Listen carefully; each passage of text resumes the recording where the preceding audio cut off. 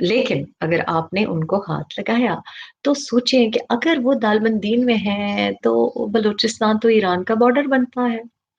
बलूचिस्तान में तो गवादर भी है, बलूचिस्तान और कराची भी आपस में रास्ते हैं। दूसरी तरफ साउथ पंजाब में भी प्रोविंस के अंदर भी बॉर्डर्स हैं।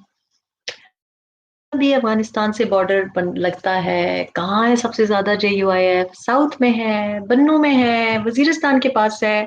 तो सोच लें, हमें मालूम है आपकी ज्योग्राफिया जो है आपकी तारीख की नॉलेज की तरह ही बहुत कमजोर है। लेकिन अगर आपने रोका, तो रोक सको तो रोक लो।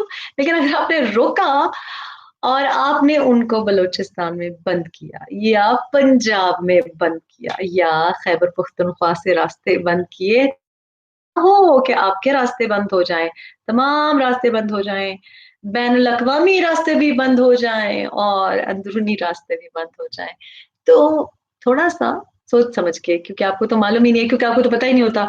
बाहर से लोग आपको कहते हैं कि यहाँ पे हाफिज सईद का मदरसा है, आपको तो पता ही नहीं होता।